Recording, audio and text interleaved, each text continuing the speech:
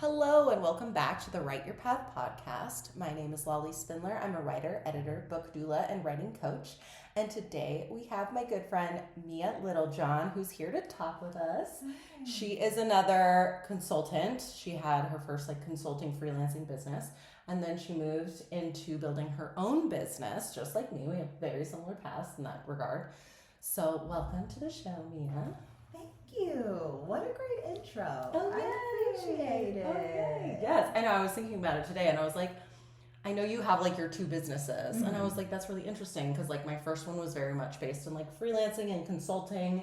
And then it was okay, I need to shift from that freelancer mindset into a CEO mindset. And once I adopted that mindset, I was able to then start my second business fully in that identity. Yeah. And so I'm curious, was that kind of similar for your journey? Yeah, I think it definitely was. I honestly fell into the consulting and freelancing space. So that was never really my goal. Yeah, it just kind of happened. Yeah. I think that kind of happened for me too. It wasn't that intentional. My second business was very intentional. I think the same for you. Yes. But the first one, it was just oh, I guess this is what I'm doing now. Mm-hmm. Yeah. Okay. Mm-hmm. You just flow into it. And I would definitely agree with you that the second business even helped with the first business, the overall mindset. You're not just a freelancer, you're a company, an entity, etc. So I definitely think that was my process also. Oh, I love that. Yeah, oh my God. That's how we connected. I love it. I love it. So before we dive into your businesses, I'm curious how you got to be sitting here with me recording the Write Your Path podcast in Mexico City. Kind of tell us a little bit about who you are, where you're from, and how you ended up in Mexico City. Good story. Okay, so Ooh, love it. I'm originally from the Washington, D.C. area. I moved around quite a bit within the U.S. and I had gotten to a point within my career and within my life where I was kind of figuring out where do I want to quote unquote settle down, which a lot of us in the U.S. kind of think that's supposed to be the progression at a certain age. So I was in Phoenix at the time and I decided to come to Mexico City for a birthday trip. And it was my first solo international trip. And I came down here and I was like, oh yeah, I like this. But then I was like, I want to spend more time here. And then I came back. Of course, the universe. I'm a big universe believer. Once I came back from my trip, my landlord let me know that my lease was going to be up on where I was staying currently. So I felt like that was a sign from the universe. So then, the beginning of the year, I decided to start to transition to Mexico City, and that was in 2024. And here we are. Oh my gosh! I know. Wow. I know. It just was not, and I was. That 2023 birthday trip, my mom and I were supposed to go to Italy and we couldn't go for all correct. So sometimes I think about what my life would have looked like. Right, you might be in Italy. Right. Okay. I might have been there, but I think about that all the time. I just think it's crazy how one little step can change the trajectory of your life because it really was a decision. Do I want to stay and live a life that I think that I'm supposed to live, or do I just want to see what happens if I try something else? What do I have to lose? And to be honest, a lot of us, I had just gotten out of a bad breakup, and I was like, oh, we're finding every part of ourselves up, down, left, right, while I have the time. But I have the time. I'm in the space. I thought I would be dumb if I didn't take that opportunity to learn myself in a different way. And I think it's been the best decision that I've ever made for myself. Oh, that's so beautiful. And it wasn't even you were looking to move abroad, right? Yeah, no, there was no... No, you were just oh, I guess this is happening. Yeah, I genuinely was in Phoenix and I have in Phoenix, I moved there right after college. So I had friends not only from the early 20s, but then some of my high school friends lived there. Oh, nice. So I was comfortable. I was set, and I already had my second business. I hadn't started my consulting yet, and I was like, oh, this is great. I'll stay here. It's fine. I had no plans on leaving, and truthfully, I never ever in my life had a plan to go to Mexico City. A friend just told me to go. She was like, you should just go, and I said, okay. And here we are. And now we're doing a podcast. I love that. Yeah. Yeah, I think it's important to be open to those signs, right? Because it's sometimes if we're closed off to it, we won't like end up where we're supposed to be. So I think it's so beautiful that you were at least open to that, because somebody else could have just been like, oh, I came for the birthday and I did the thing and now I'm going back. But Exactly. you were like, no, like actually I'm open to this possibility. Yeah. And that like completely changed the trajectory of your life. Of my whole life. And I think every other move, I've lived in the DMV, I've lived in New York, I've lived in Philly, I've lived in Ohio, like I've lived quite a bit of places, but every single time I moved, I felt like there was a reason, whether it was for a job or for my friends or for a relationship. And this was the first time where I really had no reason to be there. No. Wow. And but I thought that was more symbolic than because it wasn't your reason, right? Yeah. It was like the universe's reason. It was So out of my control. It was above me. That was a decision made by the management called the universe. Yeah. And agreed. Now and that's why I wear like 11. I know. I was gonna say she's wearing an 11 necklace right now. So. Yeah, because I really am that person. Yeah, I love it. The angel numbers really. It's just.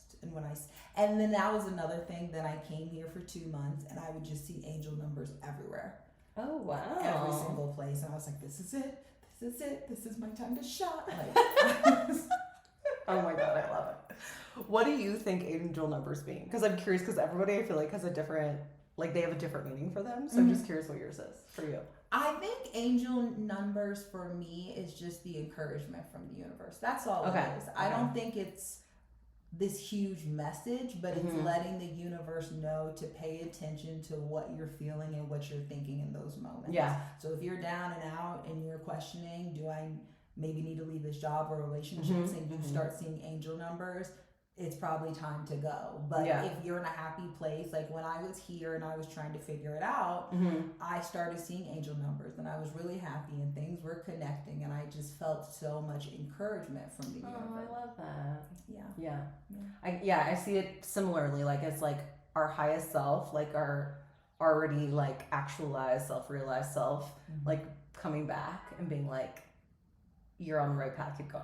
Oh, I like that. Yeah. So it's similar, right? Yeah, it's just like the universe, but also us being like, you're getting there. Yeah. Keep doing what you're doing. Keep going forward. Yeah. Oh my God. I love that so much. Yeah.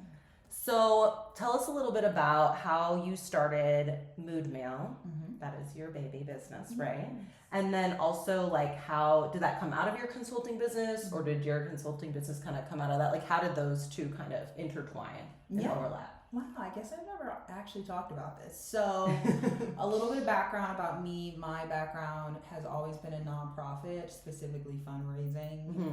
I am that corny person that always wanted to help people, but I think I've always done it in a strategic way.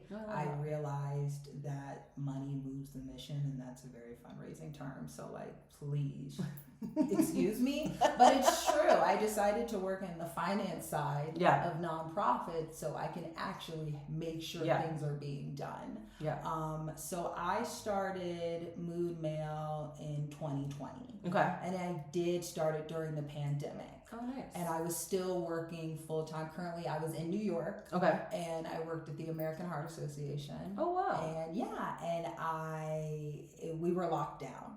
And I realized, I think with a lot of the diversity initiatives that were coming out, I realized that greeting cards was a space that really could use a refresh and it needed a shake-up when it came to all these diverse holidays. You go to stores and you couldn't even, at least in the U.S., you can't get anything other than the generic holidays.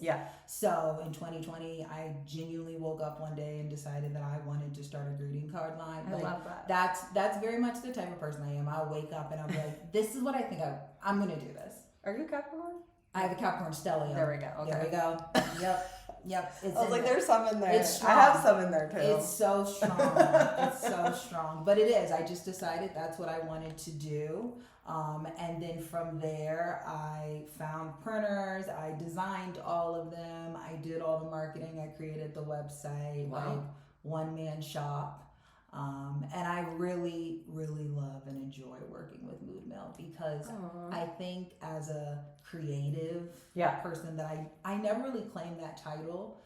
You should. I should. I know. I'm getting there. As a creative. I'm actually creative, you guys.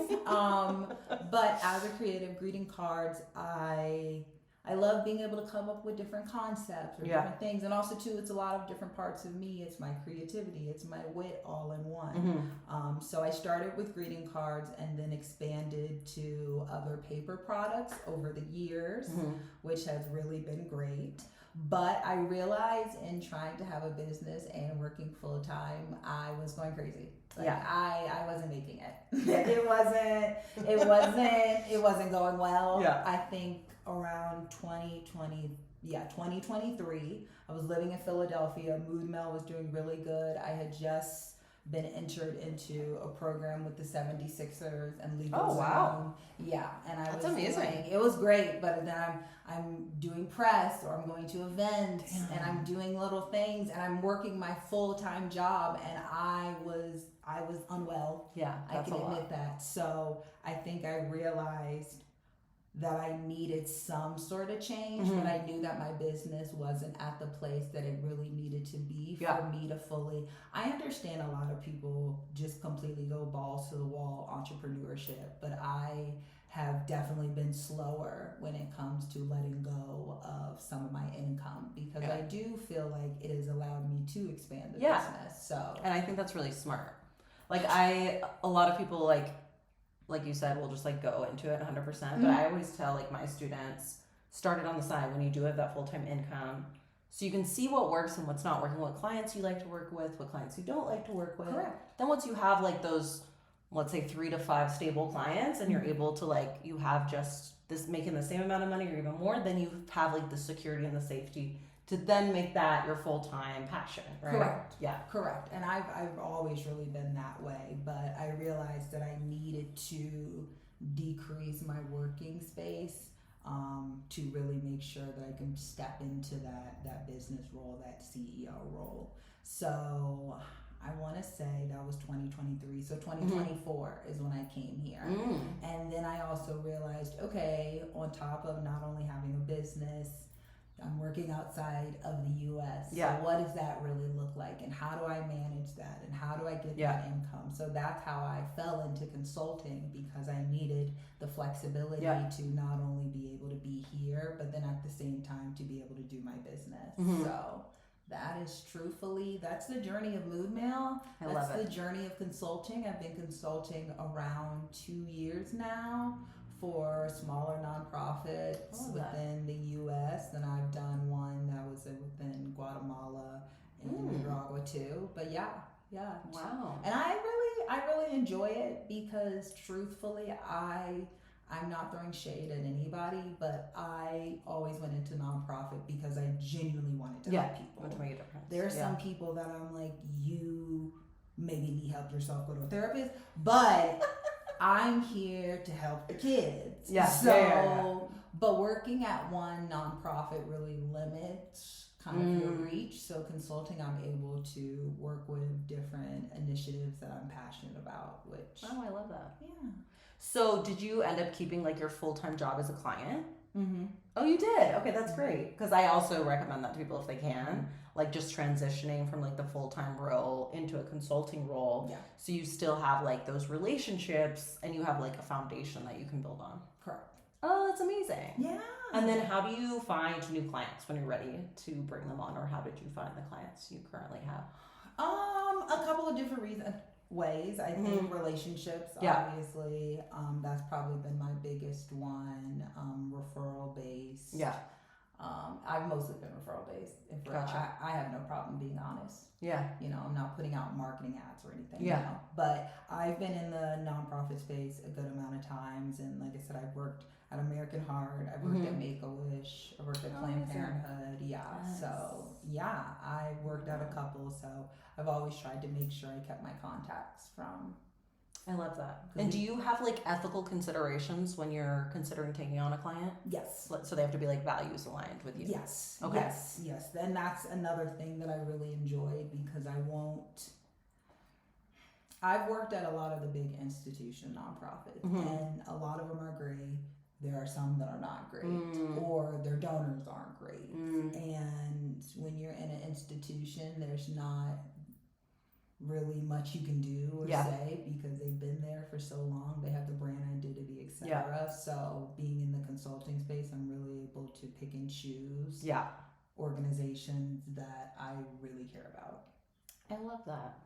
Yeah, I just was talking to Nadine, who you know, and we're talking about like ethical income and how now she will only work for companies that like their values are aligned with hers, so that she knows like the income she's making is ethical. And I was like, that's such like a cool way to look at it, because a lot of people, especially when they're starting a business, are just like, I just need the money and they'll take on whoever. But I just want to reinforce this, because that means you can get to a point where you can only work with clients that are aligned with your values and, you know, support your identities and can give you that ethical income. So just want to underline that for anybody who's considering going into consulting or freelancing, that it's a possibility. You can make money doing it. Yeah, but it really is true. And I think when it comes to working with organizations or companies that you really feel like are ethical and aligned with your values, you just have to be so intentional with your values. I think, again, like you're saying, you know, sometimes, yes, I'm not blaming anybody for getting to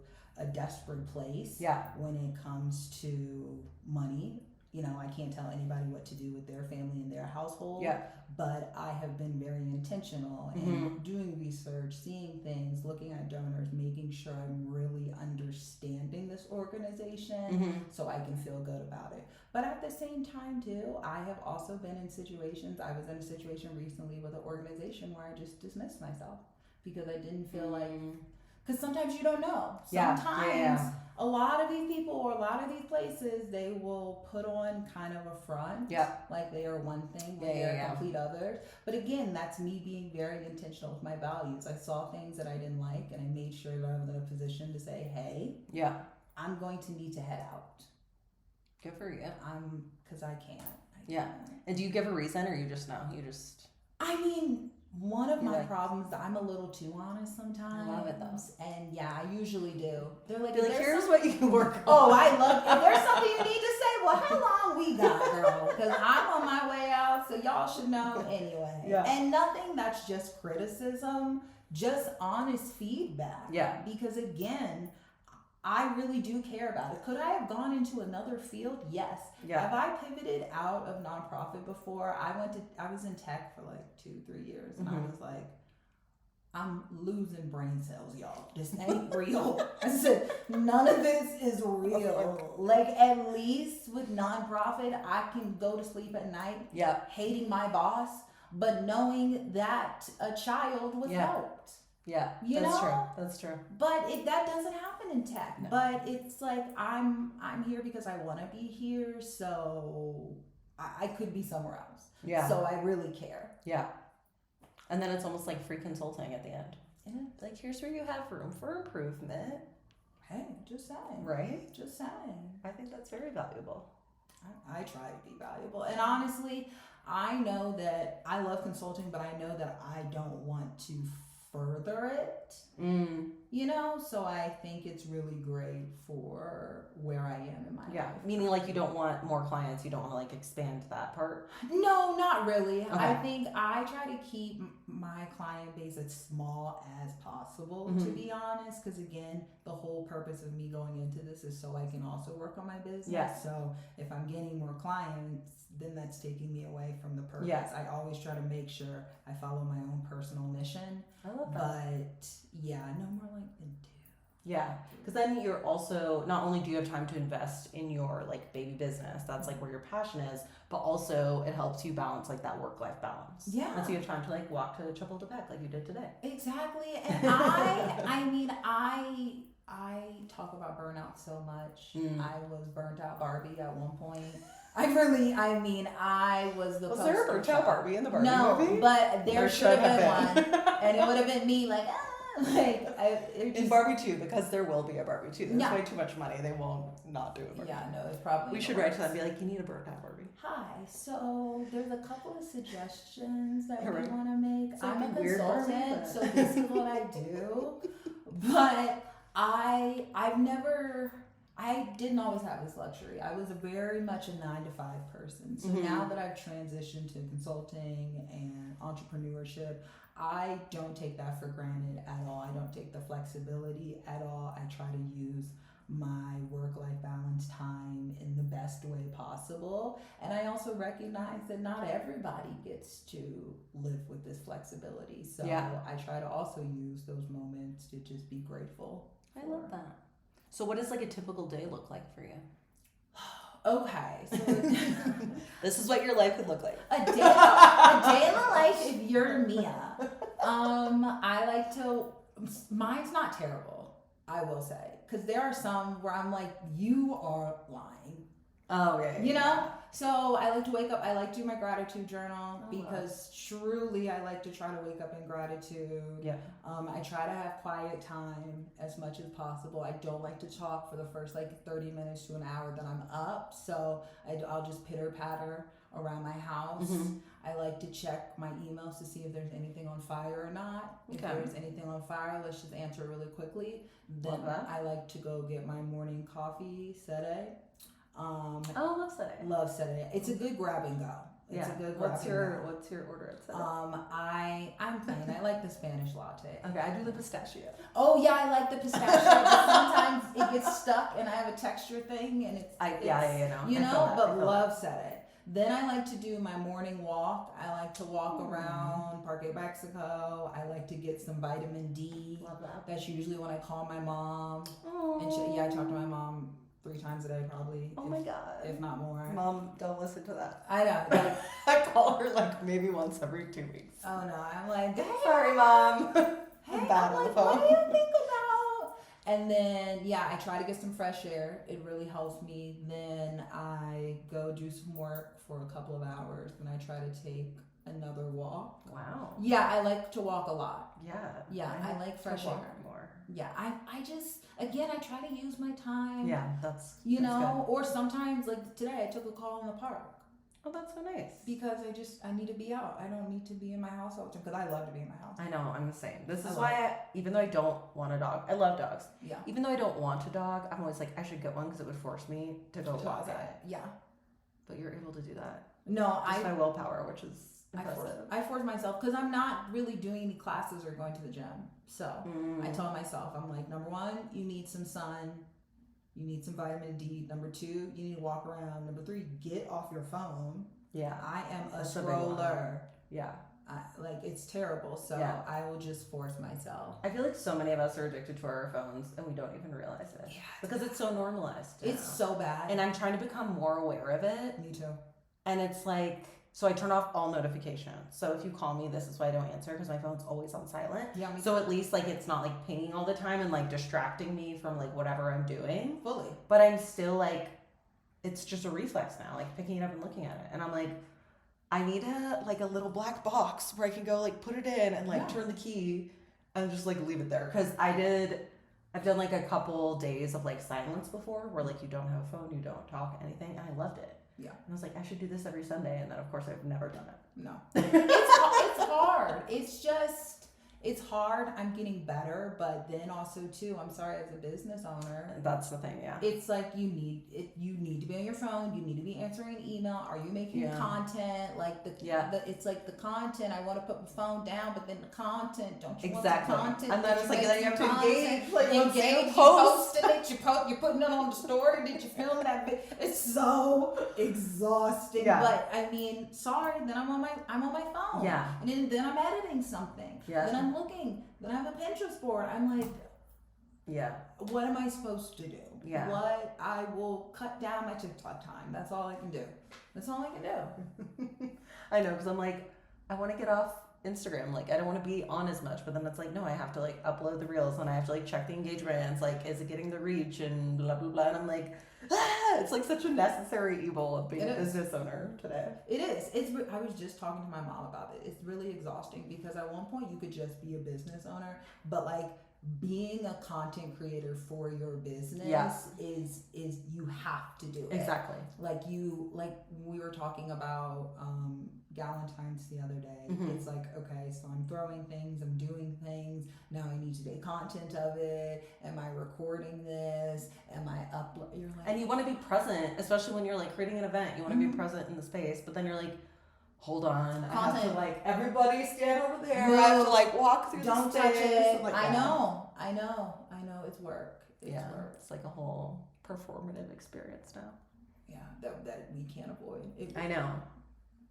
Yeah, it's like I was thinking about it the other day. It's almost like exposure fatigue, because you always have to be consistently like exposing yourself and your work and what you do, you know. And it comes to a point where you're just like, I just don't want to show up today. No, it's exhausting. I mean, trust me, and honestly, I'm a little happy that, you know, some companies are moving away from Instagram a little bit more, because genuinely in some of my older videos, and I was unhappy and I was burnt out. I look dead inside, but I'm doing a video. Damn. I'm like, hey guys, yeah. I was like, is this the Truman Show? Like, what's going on? Like, I just look like not there and present, but everyone's watching me, and it was terrible. Was this at your full-time job, or was it was when I had when I was in Philadelphia. I had my full-time job and I was doing mood mail. Oh, okay. And so you were just like, and I just like wasn't there. I wasn't present. I worked from home, and then I was like a girlfriend. So like, I just had. And it was the pandemic too, right? Yeah. That was just a shit show for everyone. I mean, not for everyone. Some people had a great time. I had a great time, to be honest. And I want to say this to y'all. I am not trying to be disrespectful. I know people were dying. I know. Yeah. So I'm not taking away from the terribleness of it. Yeah. But I do think I came away from the pandemic a much better person. Oh, wow. And realizing more of what I want and focusing more on my alignment. So I love that. And why do you think that happened? I think that I've always been a busy person. I've always wanted to be a businesswoman. Whatever. Yeah. Can I curse on here? Yes, of course. Whatever the fuck, right? Whatever. Yes, please go whatever the fuck that means. Yeah. But I was like, I want to be a businesswoman like my mom, like Angelica's mom on Rugrats. I'm gonna wear a power suit. I'm gonna have, like, I just knew it. But from there, I think I pulled together from society and my own personal probably projections that a businesswoman is supposed to be doing this and this and this and this. So I'm doing 80,552 things all at once. Yeah. And I think that was most of my 20s, which is very similar for a lot of people. Yeah. But at the same time, the pandemic forced me to slow down, because at that point I was living in New York. I was 27 and I was like young and ready. Yeah. Like thank God the pandemic came. Like, I don't know, like, I thought I was the cutest bitch on the block.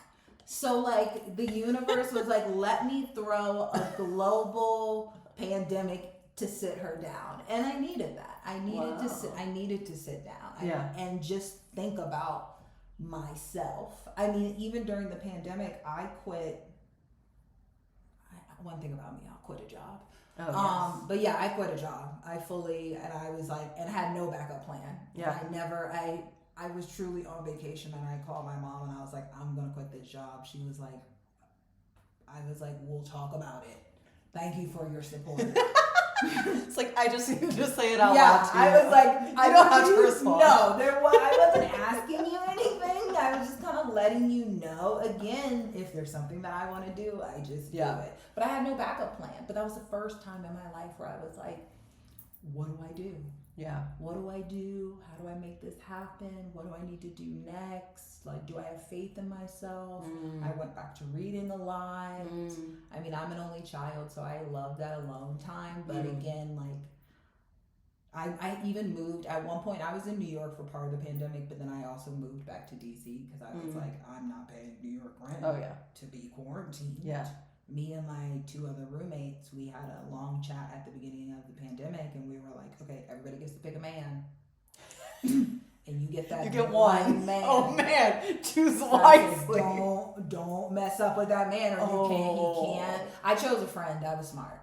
Oh, that's Yeah, really smart. yeah. I was like, no, you can't trust these hoes. No, Not with my life. That's no. very smart. You know? But I moved back to my mom's house, and I had to quiet my mind for the first time. There was no other distractions. I mean, obviously the world was on fire. So again, but I was able to just center, like, what do I even want? What the hell have I been doing? Yeah. You know, like, what's going on up there? What's happening? Am I okay? Am I all right?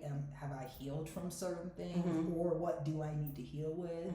Do I want things, or do I just think that I want things because society told me to?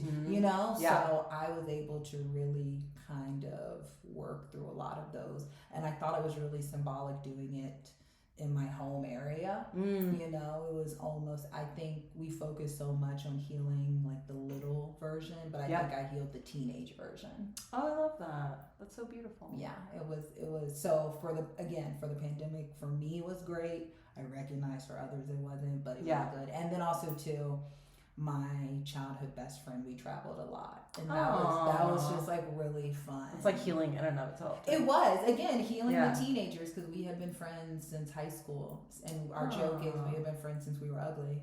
So no, if you saw those old photos, we weren't cute. It was giving nothing. I'm gonna have to link to some photos. Yeah, I'm happy to show you. And we looked crusty. We look great now, but we were jet setting around, not looking crusty, and I love that. We're both only children of single moms, so we just get each other in every way. But that was nice. Oh, and that was fun. I love that. And what are some of the techniques or like methods you use to be able to quiet your mind and kind of get to a place where you felt you could more easily parse out, this is what I want, this is what I don't want, these are my values, these are the things I have to let go? I think truthfully for me, which doesn't work for everyone, isolation.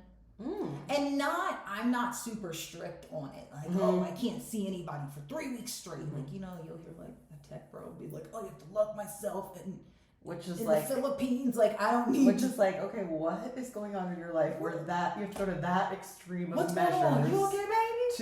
You all right? They're not. To get back into some sense of yourself. Like, you can't go in your apartment? Yeah, exactly. It's not a great sign. You can't go to therapy? You ain't all right? But I'm very intentional in spending time alone. Even here too. I'm like, no, I can't do this. Because I feel like I need to be able to recharge. Yeah. I'm just like a cell phone. You gotta charge me back up. The battery will die. Yeah. If my battery dies, my head's not clear, I can't focus. So I think isolation is one of them. And also, I mean, this is unpopular opinion, and it also an extension of isolation. I'm very big on solocations. Oh, I love big on traveling. I just think it's so important to not only have that confidence within yourself, but really learn how to be in your own schedule. Your own, like, it really is a test of, are you okay on your own and by yourself? Like, instead of always having to check in with someone, make a schedule around someone. So I think, and I did a lot of that during the pandemic. I took advantage of those low hotel prices. I did. I'm not even gonna lie. I kid you not. When I was moving to Philadelphia, I was in the DC area, and who was going to Philadelphia in February during the pandemic? Absolutely no one. Yeah. Absolutely no one. So they were having these really, really low deals, and I got like a week at like the Lowe's Hotel. Oh, okay. For like $400. Wow. I thought I was Eloise. I knew every man in there. Oh, I said, Wendy, how is your kids? I was prancing around there for 7 days. It was so great. But I love that. I always try to take advantage of taking time alone, journaling, making sure that I'm okay and I'm good. Because once I'm checking in and making sure that I'm okay and I'm good, then I can tackle all those external factors. Yeah. I love that. I think solo travel is one of the best ways to get to know yourself, because like one of the most confronting things for a lot of people is like sitting alone to eat. Yeah. Which you realize is like completely blown out of proportion once you do it. But I think it's like really lovely to just like, I love going to have a meal by myself. I love a meal by myself. And let me tell you the only thing I hate about a meal by myself. Men bother me. This is true. Like is true. I'm They're not, like, oh, so sad. She's right? alone. I must go talk to her. Oh And you're my like, gosh. no, this is intentional. I don't This want is to for talk me. to you. I came here and put this outfit on Yep. so I could have my one glass of wine and my steak. And now you have to come over here asking me a question. It really makes me upset. It's like, this is not an invitation. No, if I wanted a date, I would bring one. Exactly. But no, I love a solo. I love a solo dinner. Again, we all have to take care of ourselves. And I don't think we were taught that enough. In any sense, we're burnt out. Our parents were burnt out. Our grandparents were burnt out. The animals was burnt out. Everybody's burnt out. Yeah. So we are now trying to learn how to take care of ourselves and our well-being so then we can take care of others. But it's a process. Yeah. And I had a grandma, truthfully, that always, she still does. My grandma loves the bed and I love the bed. I got that from her.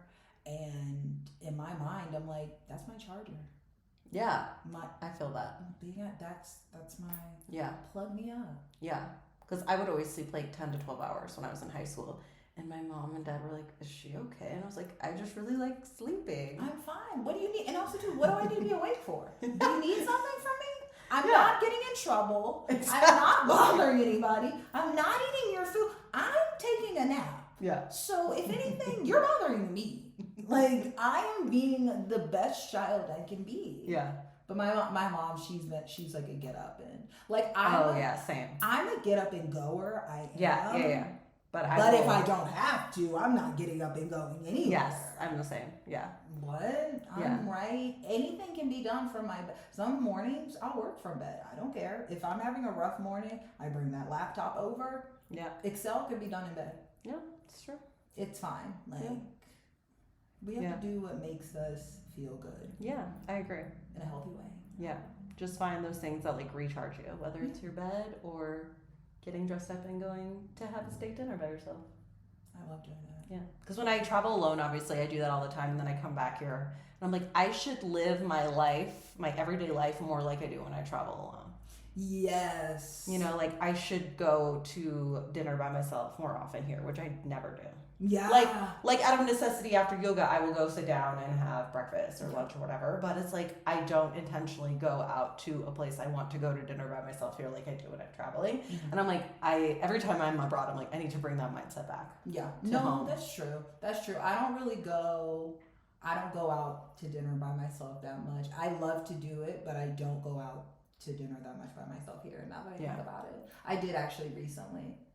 And wait, you'll think this is right on topic. I went to dinner by myself recently, and I posted it on my Substack, and like 4,000 people.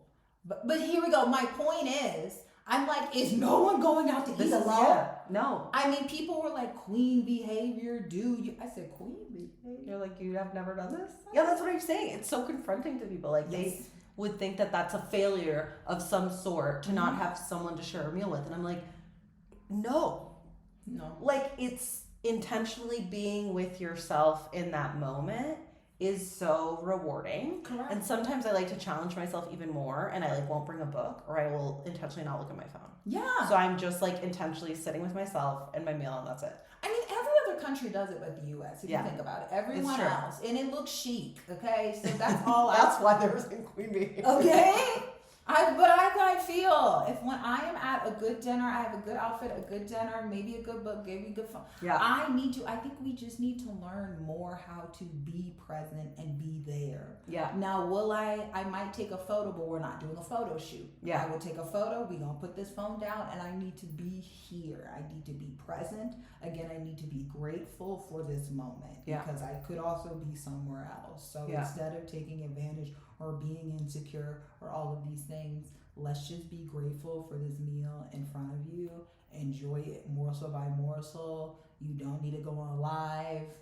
No one else need, just be here share that moment with yourself. Yeah. And that's something I think transitioning my Instagram from personal to more professional has helped me with. Mm-hmm. Because instead of feeling this like need to post everything I'm doing all the time, I now have to be like, do my people really need to know this? Mm-hmm. And a lot of times it's no, they don't. They don't need to know. And that. so now I'm like, this is kind of a great filter to put things through, because I'm like, no, I don't need to share everything. Like, it can just be for me. Yeah, no, I think that's fair, and I do think that's such a hard thing with this like social media era of being a business owner, because then it's like, okay, well, what am I showing versus not showing? What makes sense for personal versus not? Like, you really have to figure out how you're going to gatekeep your life. Yeah. But I used to be a poster, like, everybody wants to see every single thing. Yeah, same. Oof. Well, I think we all were. I feel like the early days of Instagram, especially since I was traveling a lot more. And when I travel now too, I'll post a lot more. Just Me because too. It's like, you know. Yeah, I'm out. Yeah. But no one needs to. There's only so many Chapultepec parks people need to see on my story. Like, they know that I live here. It's fine. Like, the trees all look the same. Yeah, it's true.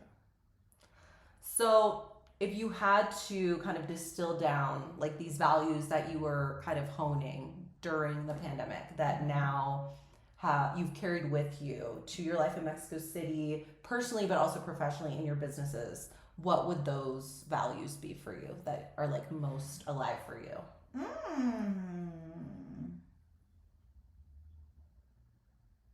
Okay. Flexibility. Ooh, love that. Inclusivity. Mm-hmm.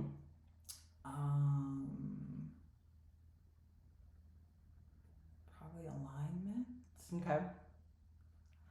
And probably openness. Oh, I love that. Yeah, I think all of those encompass what I've learned, how I've grown, where I see my future, where I'm trying to currently live my present. You know, I think I've carefully curated my life at this point, and it's been very intentional in the way of, I want to do what I want to do. Yeah. I want to be able to help people, but I also want to be realistic on who needs help or what needs help and how that can also help me, and vice versa. I love that. And I'll just reflect back 2 words that you said throughout this podcast were presence and gratitude. Yeah. So I feel like those fall into those two. Yeah, that's true. Yeah. That's true. I'm very grateful for my life, and not in a new age hippie bullshit way, but in a truly, I think when anyone struggles with mental health, when anyone has kind of rough patches, I look at it as I remember those rough patches, and to see how far I have came, I am just so thankful. And I do feel like I am aligning my community with my life.